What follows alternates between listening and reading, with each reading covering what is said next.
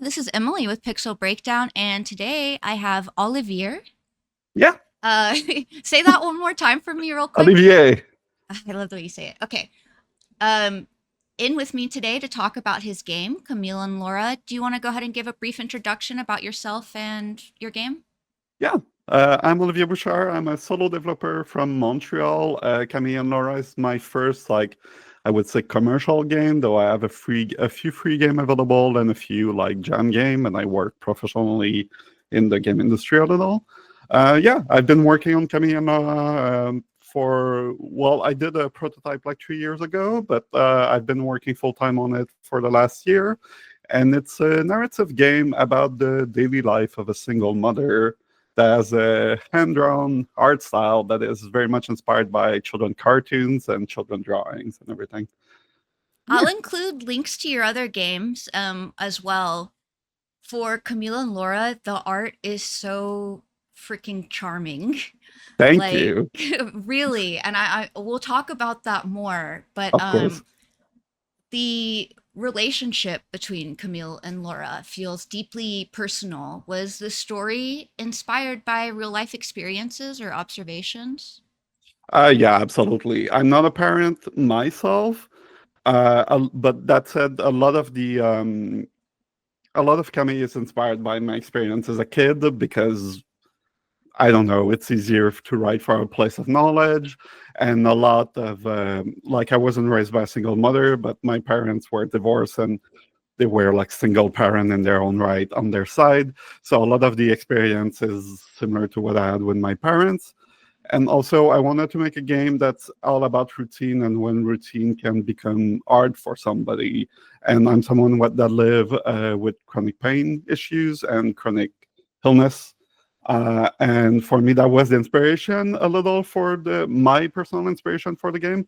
But I thought having a character like a single parent was more material than a chronic pain, which might be abstract to show in the game. So that's like kind of a mix of all those inspiration that came in the game, but it's all personal stuff mostly. Yeah. Yeah, I think um that the way you go about it is like a very compassionate way, because we know single moms don't have it easy. And like, I know, for me growing up, my parents were divorced and my mom raised us, and like, me and my sister did not make it easy for her. Yeah, exactly. and like, so I think that it's great that there's that you're making a game that kind of like highlights that in a way that is accessible to everyone. So Yeah, that's very yeah. much the point. That's very much the point. And yeah, it's very much a game about how, like, I don't know, I've been in working environment where I felt like I was exhausted and very tired, and it feels like everybody's doing fine and I can't. And I don't know why. So I very much wanted to make a game about that. And yeah, the Yeah. single parent was the perfect figure for that. Yeah, I see the parallels between the two now that you're talking about it, for Yeah. sure. Um, so solo development is a massive undertaking. Yeah. Uh, you're like, yeah, yeah, it was. What was the most challenging aspect of developing like Camille and Laura on your own? I mean, for me, it's keeping everything in check, keeping everything in my mind, and having an idea for everything. I mean, just finding the art style, but also finding the writing, finding everything has been a challenge in itself because when you do everything by yourself, like you're kind of a like master of none situation, and you have to Right. learn just enough in every field to be able to do it. But like you cannot take all your time to just do the audio or take all of your time to do the art. And knowing how to manage that, to juggle all that, and knowing how to put enough time to have something that's good but not lose yourself in just one area of the game is very complicated. That being said, like it's also I think it's also kind of a strength because the area of my game, because I'm not working in silos, like sometimes I have a joke or I think I write something and I think, oh, it'd be cool in the art if it shows like this. And I can iterate on that very quickly. Otherwise, if I was working with an artist, I'd have to send them oh, can you work on this? And then we have to prototype it and everything. So it's a lot. It's a lot of work, but it's a cool experience. Yeah, I noticed, that's like a common thing for indie developers is yeah, wearing the mini hats. I know I had to do that too, and I agree. I think it is nice like when you can take the idea from your head and then it's in your hands to Yeah, translate it, and you don't have to worry about coming up with a good description to describe what you're wanting to see because it's coming straight from you, you yeah, know? exactly. Yeah, I think that Uh, that's great. my like I do have some game design document, but I feel they are probably unreadable for anybody else than me. Like they must be a mess. Right. No, Uh, exactly. Yeah, I find notes from myself and it's like hieroglyphics. Like I can't, I'm like, yeah, no, basically. this don't make sense. um, I am curious, what game engine did you develop in and was there a reason why? Yeah. So I started doing the prototype in Unity, but the full game will be in Godot. So my first game, and I learned making games with Unity because it was available to me when I started working and was the most accessible. And then the whole Unity kerfuffle happened a few years ago. I had done the prototype already, but I was starting to look at stuff elsewhere, and I looked into Game Maker for a while, and I liked Game Maker, but then I went into a game jam with people that were working on Godot and kind of fell in love with it. And I do love like the ethics they have as a program right now. And Godot is really strong to work on games like I'm making. Like for a narrative game, Godot has a lot of like functionalities made to send signals between objects that are very good for me to Nice. do the cutscene and all that stuff. So Godot stayed, and I have been working. All my projects have been on Godot for the last 2 years, and I've loved it. Yeah, Oh, that's good to hear. I haven't worked in Godot, but I've been hearing good things. When you say the Unity kerfuffle, you're talking about like when they were saying they were going to charge per download or something. yeah. Oh, And okay. for me, it wasn't like I was never gonna make. Well, I was not gonna make a game in the short term that was gonna be big enough for that. But I always was curious, like I'm a self-taught person and I only knew Unity, so I was curious about learning other stuff. So that just gave Yeah, me the yeah. push to go see other stuff. It is always good to try out a couple different engines just to see which one you're most comfortable Yeah, with. But yeah, I have been hearing that's actually a pretty common response from devs about the Unity thing, which I think is unfortunate because it really is a great engine, yeah, Unity is like a great, great but all around, yeah. free option. But yeah, um, I think also when you're self-taught like I was kind of scared of jumping engines because you expect them to be super complicated, but you don't realize when you haven't seen another engine, you don't realize how much your knowledge in one can translate to the other. Like they're not yes. y- a lot of what you've learned already, you won't lose, even if you change a programming language or stuff Yeah, like that. absolutely. Yeah. That's good. That's good advice to remember. Um, so your game includes like dialogue options and like branching paths. Yep. How deep do the choices go and do they lead to like different outcomes? Yes, there is a lot of choices. I wanted to make them very much less obvious than they are in most narrative games. Um, I wanted to make a game where choices, well, you don't exactly always know when you're making a choice, Right. because I always feel that part very gamey, and I understand why it's made because you want to give agency to the player, but because I wanted to make a game that's more about how you interact in a world that push you, like it made sense to make it that way. Also, there's a lot of mini games in the game that are made to represent, daily routine like cooking and stuff like that. And I've hidden a bunch of choice in them depending on how well you do on the game.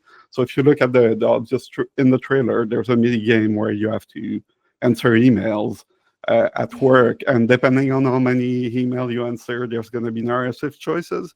That being said, I want to make it clear that like it's because I'm on a small team and because of the game itself, like the choices. I say they take more of a diamond shape. So the game opens in the middle, but always ends up at the same place. So it doesn't have Right. very much different outcome. And part of it is obviously I don't have a lot of budget to do a lot of different narrative things, but I also wanted to make a game that doesn't show that it's only on the character. Like all the problem that happens on the character, you Mm. cannot change them because you made the right choice or the wrong choice. And I didn't want to give that impression to the player. So it was important for me that a lot of stuff and then a lot of problematic in the game are not controllable in a gamey way. Uh, so yeah, there is choices, but different outcomes. It's a little more complicated than that.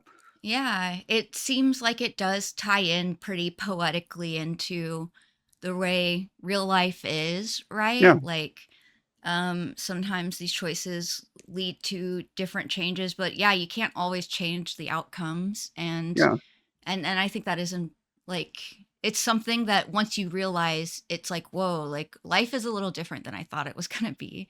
yeah. Yeah. And I understand how it can be frustrating in a gameplay manner, but I'm making a small artsy game, so like frustration, it can be good to frustrate the player sometimes, like Yeah, yeah. in a good way.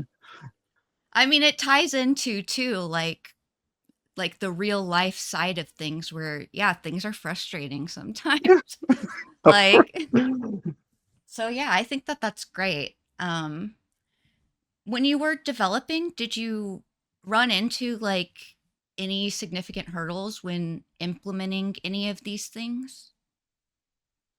I mean, for real, I didn't know. Like, again, I'm self-taught, and a lot of it I learn as I go. So, and I don't have a lot of time to make the game. I have a strict deadline. So, like, the hurdle were more to be able to implement what I was thinking of. Like, I had a lot of ideas, but sometimes you don't know how to implement them, and I had to Yeah. learn very quickly how to make them. And for most of it, I think I found solution, though I'd be afraid of other coder looking at my code and seeing the solution I found. I don't think they're always the best one, but it works. So yeah, I mean, a lot of what the game I thought of before starting working on it, and now I'm very proud of what I managed to do, and a lot of what I managed to implement.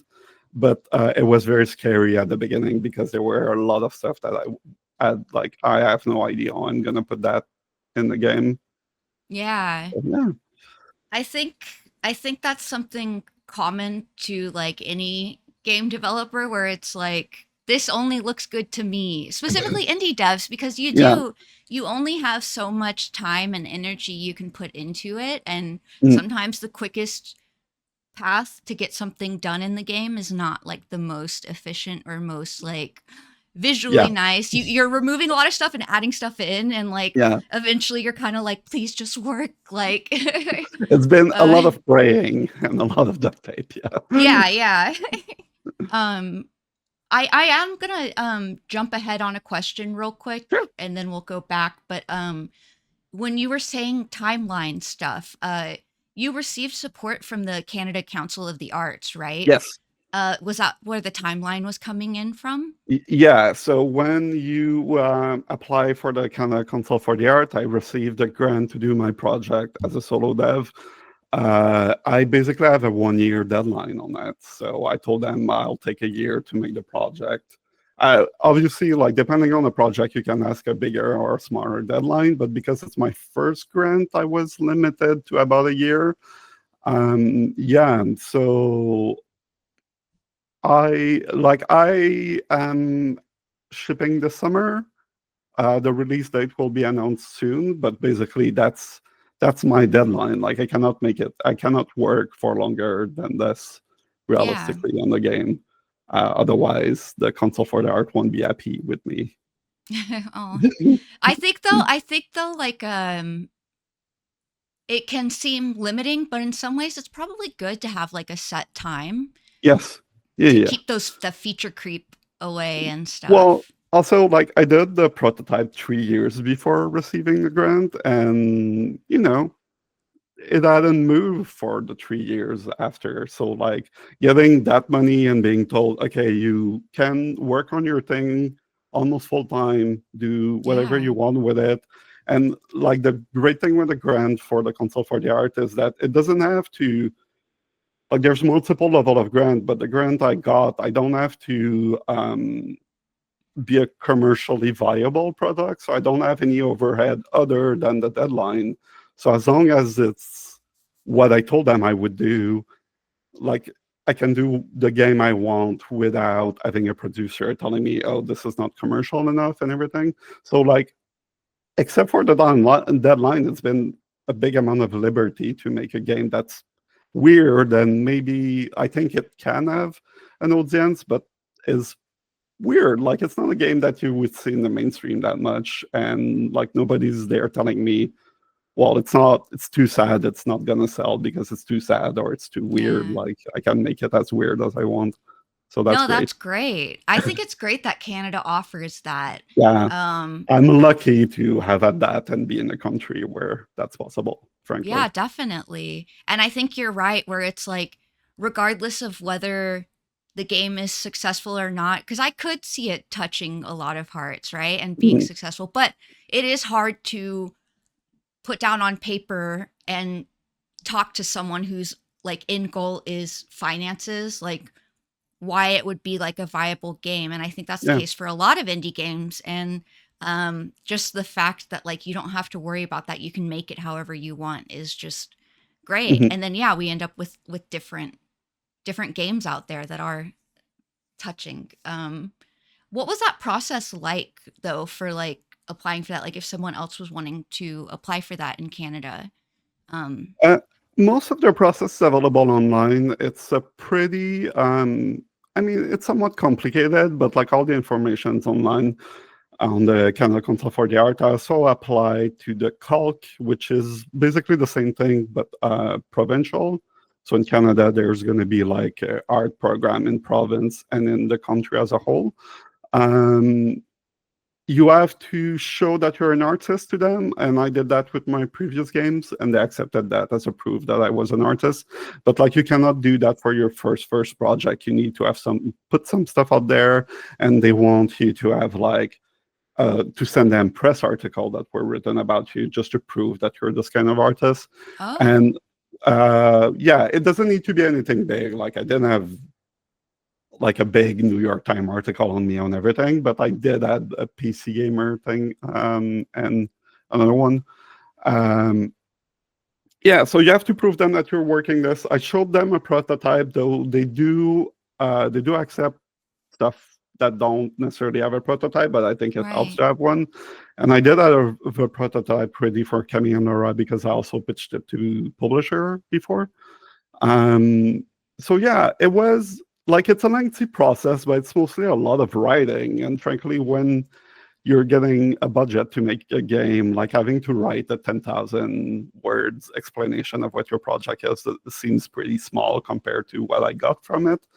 Yeah. And after that, when you get the grant, well, they are going to talk to you depending on the project, but like they are going to talk to you on a regular basis, asking you where it is and what happened with the project. And at the end of the project, I do have to send them back like a post explanation of what happened and what I like with the project and what I didn't. And yeah, but they've been good, and yeah, Yeah, it's that's great. Cannot sing enough praises about something like that being available. yeah, Um, Back to your game, yes, the that unique, charming, like crayon drawing yeah. aesthetic. What inspired the art style, and how did you approach designing these visuals? Um, okay, so when I started working on the prototype, I was editing localization in Quebec for children shows. So sometimes I would watch children shows for 8 hours every day of the Oh week. wow. 40 hours children show, sometime in 26 different language, the same episode over and over. So it kind of got into my brain, this kind of particular aesthetic. I was living with it every day. And it's funny because like I cannot name them, but a few children shows, like you see that the animator are putting jokes for the parents and everything. And Yeah. I do that very childish aesthetic applied to adult problem I found very interesting, and I wanted to make a game that used that. It's also born of necessity. Obviously, I'm a solo dev and I'm not a big artist, so I was looking for an art style that I could manage. And I'm as good as a children drawing, so I was like, well, children drawings are perfect. I did the artist was to find a character. I did like a few like stick figures type character or like weirdo character until I could give them just enough personality that I could make individual character that were different enough to recognize, and you could still put some emotion to them. Uh, Yeah. but you know, it was a lot of fun, like fiddling with crayons, color crayons, and being it doesn't need to be, you know, beautiful the way an indie game like a Gris would be. Like it just needs to be have enough personality to convey what I want to convey. So I was looking more for the weird personality, and it was very fun. It's still a lot of work, even though they're very simple drawings. But I do think it helps the game tremendously. Like a lot of people are telling me the aesthetic is the thing that pops out the most quickly. So I think I succeeded with that. I think that the childlike uh nature of the drawings with like the kind of like important adult themes, I Mm, think it meshes really well. yeah, And yeah, it also adds like a lightheartedness to all of it. I know I gave my mom loads of crappy kids drawings, but they meant a lot to her, which I think yeah, is really cute. And that's like my first thought when I see yeah, that. What was speaking of the process though? What is the process for doing that? yeah. I do have like a few drawings, but I do draw directly on paper, like Wow. these.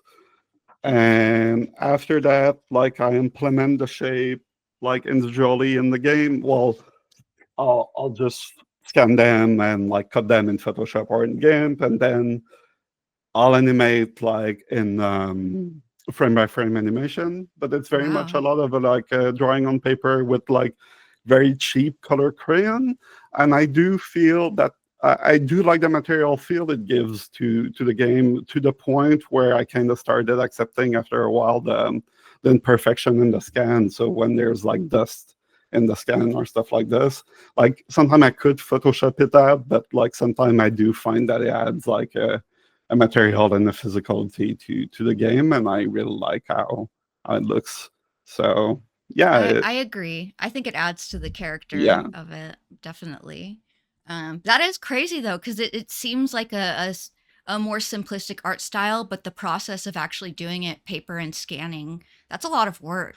yeah. That's a lot of work. Yeah, It's thanks for worth it asking though. that. I think it goes Yeah, so well with like the but like themes. yeah, again, and I'm not like the greatest artist if I wanted to make photorealistic characters. So like the work is worth it to make a game that looks different, even though I'm not the best technical artist in the world. Like Right. yeah.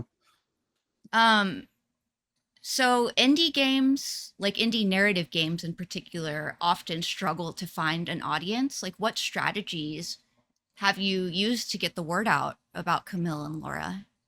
I mean, it's difficult. And again, like I have a very short ramp, like just a year to make the game.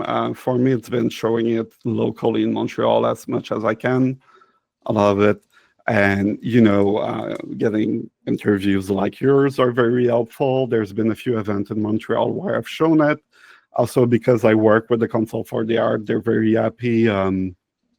Like the game was shown in DevGAN in Portugal not so long ago and won the Hidden Gem Prize there. So like Nice. showing that stuff around, and the Canada Council for the Art will highlight it as one of their projects that they're supporting. So that helps a lot. I've been also looking for you know, journalists or streamer that are very interested in uh, talking about parenting in video games, because it's not necessarily a subject that a lot of games talk about. I Right. mean, there's God of War, of course, but like on another level, it like it's a pretty unique subject. So with a unique Yeah. game like this, I feel there's it's hard to get the big site, but there's a few like specific people that this game's going to be made specifically for them, and they will be very happy to show it for you. So Yeah. like searching that community around's been, yeah, it's been fun, and I've met great people that way. I think, to be fair, as a solo dev, though, marketing is the most complicated and difficult thing, I think, for a lot of us, and that's why Yes. community manager and everything are full-time job, and you need a full marketing team in general. Yeah, Yes. Yeah, definitely. Unless your background is like in marketing and that's something you're really comfortable with, it is such a big part of like sending out just letting people know that you have a game, right? And yeah, it is difficult. Um but that is great that you've been like winning awards, and it sounds like Montreal is like really supportive yeah. of I your mean, game. Montreal has a very big game developer community, and That's great. I've shown it a lot around, and it's been great. And you know, I also organize a video game event in Montreal, so like I can have Cool. a in there. So yeah. Yeah, that's awesome. If you could like go back and give yourself advice before starting this project, what would that be? I mean, for me, it's like I think like everyone else, I think a lot of people that thinks about doing their game, like I waited too much for sure. Waited too much to show it around too, because like again, I did the prototype 3 years before getting the grant, and the prototype haven't has not changed since then. So like I could have had that grant much earlier. Yeah. And you know, accepting your limits, but like knowing that you're gonna learn as the project progress. So like as I said, a lot of the design thing that I was thinking about, I didn't even know how to implement them. And it's scary, but that's how you learn. And I learned a lot doing it. And I think for the next project, I'm even more ready to do something complicated. So like I've learned so much in the process, and I will continue to learn. So, you know, trust the process somehow. Yeah. No, that's great advice. I think when I first started doing game development on my own, I was so worried about making sure I like trying to learn everything there was about the Yeah. engine prior, and it was like, Yeah. no, you can learn as you go, 100%. Just Yeah. dive in and start, and like you'll be a lot further than you would expect. Yeah, the thing I always say, like the first game I shipped on Steam, I did not know very simple code coming, and I still managed to ship the game on Steam. And when I Yeah. looked on the code, I'm like, oh, it would have been so much easier doing it the other way or whatever. But I still managed to ship the game. And sometimes, like the idea, especially when you're solo, when you're a team, it's important to have code that's readable for everybody. But everybody, when you're solo, like doing it the perfect way on the first way, it's not gonna happen. So just do it Right. however you think, and you're gonna learn. And maybe later you're gonna be, oh, I should have done that way, but whatever, it's done, and you did it. Yeah, no, absolutely. Learn and implement, in your next project, but Yeah. yeah, just get the project done. That's a big Mhm. thing. Um, do you have any plans to like expand on the world of Camille and Laura or create like future games in that style? Not specifically the world of Camille and Laura. I see this game as kind of a one-off. I mean, I would love to do game about daily life in general and that world in general, but I don't plan to make another game with Camille and Laura's character. Um, I also like, it's funny because I love narrative game, but I would also love to do like games, action games or adventure game. The thing for me that always make them important is like I come from cinema and very indie cinema, and I love my weird indie games. Is that they're always gonna have like a very, I think um my signature will be that they're always gonna come at it in a very artsy manner. So like even Yeah. the adventure and the fighting game I'm thinking about will be very artsy in their own way. Like they're not. Uh, I hope they would have a mainstream success, but like I don't know. I really like when the game pops up by how different it is, basically. So that part of it is very important for me. And for my next project, I think that's the thing I want to keep in way more than um, Camille and Laura as a universe or as, Right. yeah, as You a s- world. you seem like a very arts oriented person, so Yes. I think that's great. I think that's great, and that helps like compel a game, push it forward to like the next level, I think. Yeah, like one person I work a lot with, she comes from theater, and I come from very artsy cinema, and I think we found each other in a way because we love. It's important to have like a good literacy of other game, but I think having a good literacy of art in general is very Yeah. inspiring to me, and that's something I want to keep in my next projects. Yeah, that's great. And I look forward to the stuff that you make. thank you. Um, the game description teases at least one fun giraffe. Yeah. Can you tell us more about this mysterious giraffe? Yes, I can. So in my previous game, a game about it's called, that's on Steam. There's a giraffe that kind of became a meme in the very small community I had for this game. Basically, the game is you wake up every day and you choose what you do this day, and you can go to the zoo, and there's a giraffe that looks at you at the zoo and tells you you're so small. And people really connected with that, found it really funny. And people made joke about it. And the Steam reviews, like I have a plenty of Steam reviews that are like positive just for the giraffe and everything. So, well, I hid the giraffe. The giraffe is still there in Camille and Laura. It's hidden somewhere. It's the same giraffe. It's still there. Yeah, and there's always a bit with weirdo animals in my games, and there's a lot of you can tell bedtime story to Kame, and it's always a little like, say there's one about a giraffe with a sore throat, and a giraffe has such a big Aw. throat. It must be so weird to have a sore throat when you're a giraffe. And I always keep those animals jokes and like interpretation of the world with animals I always find funny or weird and interesting. So yeah, I hid the giraffe in there for my community and for the people that follow me because they like my giraffe. So that's the I giraffe like the thing. giraffe already, and I haven't even seen the giraffe, but I think that that's great. Like, I love when people hide just fun little Easter eggs like that, Yeah, and then one from you that seems very personal. It just makes it even better. And yeah, yeah. And it's cool, especially like it's so cool that I'm not a big developer. I didn't have like 200,000 player, but that even with my small audience that I had, I still have like a meme and some yeah, sort of yeah. community. And it's so cool that people latch onto something I did that way. So I kind of want to tell them it's a way for me to tell them that I care about them and that like we're Yeah. having fun together. And it's a cool joke. And I'm very thankful for them following my work. So if they play my other game, they will see that giraffe and be like, I'll be there from the beginning. And even if Yeah. my out of nowhere I get very big and super lucky, like it's those people that brought me up so much. So like it's important for me to acknowledge that they were there. So it's part of that too. That makes it more Yeah. beautiful, really. Like, I think that that's great. Um, okay, so that's it for my long questions. I do have two short form Yeah. questions. Yes.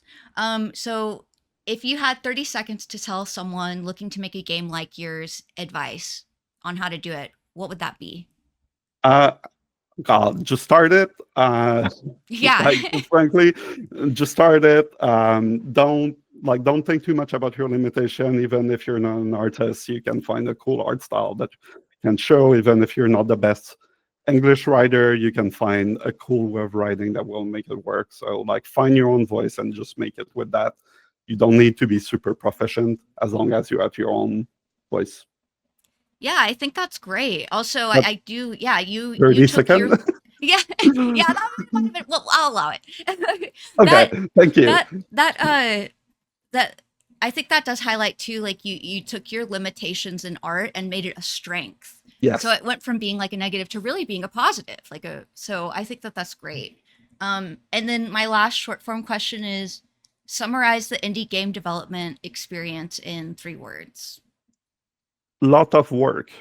Lot of work. It never Yes. stops. It never stops. Yes. I I'll mean, accept both of those, by the way. yeah. I don't know. Like it just there's so much to do. It's super cool. It's magic. Okay. Yeah. The positive one is it's magic. When it works, Yeah. it's magic. That's a good one too. Yeah. I think that those are very real.